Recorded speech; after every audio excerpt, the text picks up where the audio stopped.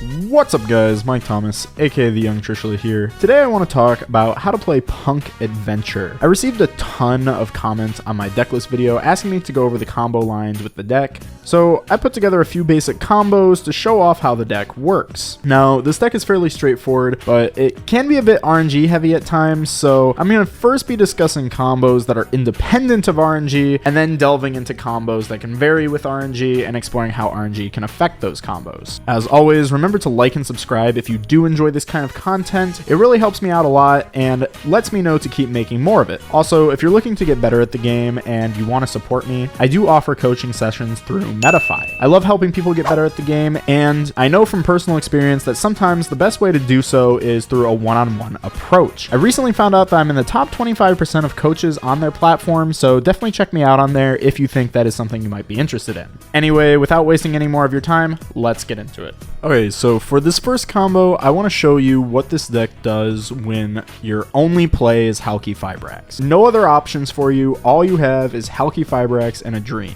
So the first thing you're going to do is obviously just make your halq Fibrax.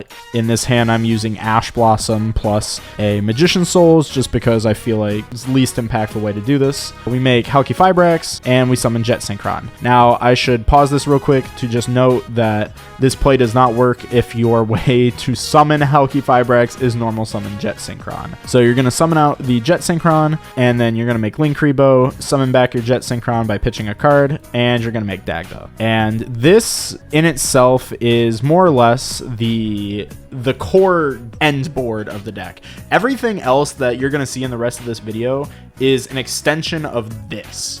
So every end board is going to have Dagda, it's going to have halq on it. And the reason for that is because this deck relies very heavily on the scythe lock. So this alone is good enough. We can just pass to our opponent's turn, and the second our opponent gives us the ability to activate something, we can go activate the effect of halq Fibrax, chain the effect of Dagda, setting our artifact Scythe from our deck, summoning our TG Wonder Magician. Wonder Magician is going to use her effect, popping the Scythe. Scythe will bring itself back out, and it will lock our opponent out of the extra deck. And now we're free to use Wonder Magician to synchro those two off and make a level 10 monster, such as Baron de Fleur. And that is, at its core, the most standard combo of the deck. This is what I guess you could call the bread and butter of the Adventure Punk deck. But, as you might have noticed, there were no Punk cards involved in this combo. So let's move on now to another combo which does use the Punk cards, and let's see how those kind of affect things, or how those work into the deck.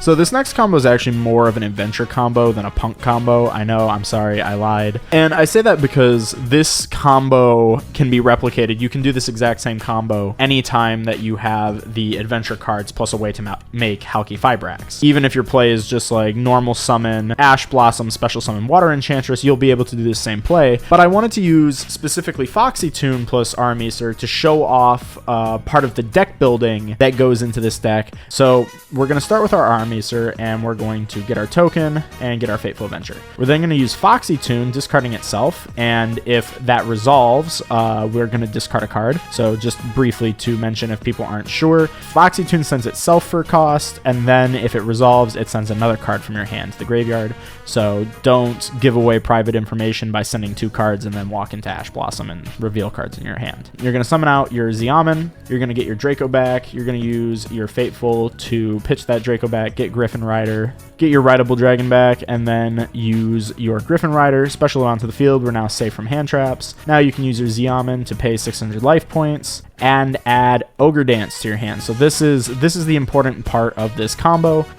So I've seen a lot of lists play 3 copies of Xiamen and 0 copies of Ogre Dance, and I think that's incorrect because you really want to have this Ogre Dance in your deck list, because when you have the Foxy Tune plus Aramiser and no other cards, you have no way to really combo. Like, getting the Deer Note here isn't going to do anything for you. But if you have the Ogre Dance, you can use that Ogre Dance to search your other copy of Xiamen, normal summon that Xiamen, and then make a halq Fibrax. So it gives you a card to search off of your Xiamen. Obviously, Xiamen can't add itself, and allows you to go into a halq Fibrax off of just Foxy Tune plus Aramiser. We're going to use the halq Fibrax to summon out the Red Rose Dragon. If you've seen any Adventure Red Rose Dragon combo before, you know where this is going. We're going to make our Barone. We're going to get Rox Rose. We're going to get Basil. We're going to make Shooting Riser next. Shooting Riser is going to send Snow, and then we're going to use Basil Rose to get back this Rox Rose, and we're going to turn Shooting Riser plus the Rox Rose into Dagda, and now once again, we are at that same board. We have the halq plus the Dagda, but because of the adventure cards, we have added a Baronne de Fleur and a Fairy Tale Snow to our end board. We now can't lose to Imperm effect on the halq on their turn. And if they have something like a Dark Ruler No More or Forbidden Droplet, we do still have a Fairy Tale Snow as some layer of disruption. Now, those first two combos are great and all, right? But they're a little basic.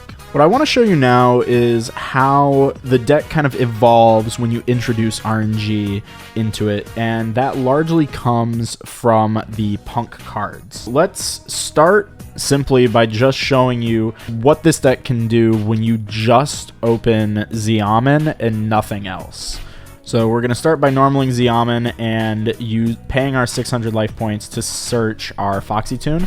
Now, I'm going to take a quick moment to just mention that you don't necessarily want to make this play if you have it available to you. I would encourage you to seek other lines of play before committing to this one. If you find yourself having access to the adventure cards, you would then lock yourself out of the adventure cards, and the adventure cards add so much to this deck that using your normal summon Xiamen effect should really mostly just be a last resort. So we're going to use the Foxy Tune and discard a card to special out the No Punk Deer Note. So if you're unfamiliar, Deer Note is the new support that the Punk cards got in the most recent main set. And what Deer Note does is it is a level 5 warrior non-tuner, and when it is sent from the field to the graveyard, it can reborn a non-level 5 Punk monster from the graveyard. So you can synchro these two monsters off and go into the Chaos Ruler Chaotical Magical Dragon, and you will be able to use Deer Note and your Pepega Ruler. You're going to be able to use Deer Note to chain block for that Pepega.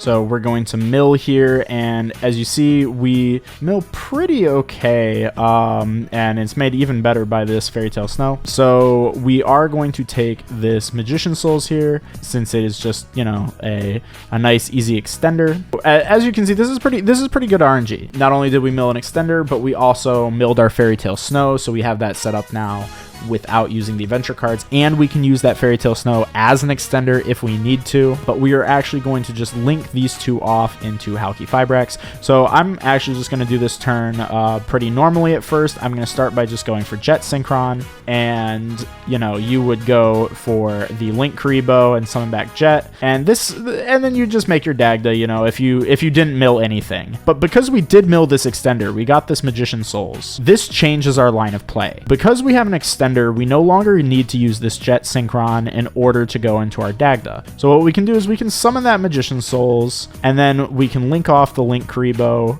in order to make the Dagda. And then you're able to special summon back that Pepega Ruler and go for a Hot Red. And just to show here, I did banish the Link Karibo, specifically just to show you that it didn't really matter what the extender was. We didn't have a Dark in the graveyard before the Magician Souls and the Illusion of Chaos, but just to show you that any extender would have worked here. You know, we could have made the same board had we not milled the Illusion Souls package, but instead just milled this Snow. We would have been able to banish 7, get Snow back, and do the same thing. So just showing you that you do have a Light and a Dark guaranteed. And we would get this Hot Red Dragon Archfiend Abyss. So we would get a negate on top of this. But because the extender that we milled was also Magician Souls, we have another line available to us. Now, if we were to rewind our turn to where we were summoning off of our halq Fibrax, because we specifically got Magician Souls, we can actually change our line of play and go for the Red Rose Dragon. Now, similarly, we can go again for Souls, and now we can trigger our Red Rose by going for Herald of the Arclight and getting our Rox Rose Dragon. We'd use our Basil Rose Shoot, get back, and now we have Dagda. So again, because we milled an extender off of this Chaotic Ruler, we had two different lines of play to get our standard board with a negate face up. And it really comes down to the matchup or your preference really as to which one you would want to go for. Personally, I like going for Herald of the Arclight a little bit more often, simply because it not only is it a negate, it helps you avoid Forbidden Droplet. Its passive effect is pretty nice, and it also searches you follow-up since we do play multiple copies of the Illusion of Chaos, and it protects your Chaotic Ruler in the graveyard. It lets you keep that for follow-up so that you can make an access code plus Chaotic Ruler for lethal on the following turn. So personally, I prefer this a little bit better, but I did want to show both lines off to show you that you do have both of those options. And just as a general rule of thumb, you know, whenever you see this Magician Souls, you know that you can get to Herald. And similarly, if you were to mill a Jet Synchron, you'll know that you can get into a Hot Red just as well. Now, for this last RNG variable combo, I want to show you off kind of what the best opening hand in the entire deck is, and that is Rite of Armiser plus Emergency Teleport.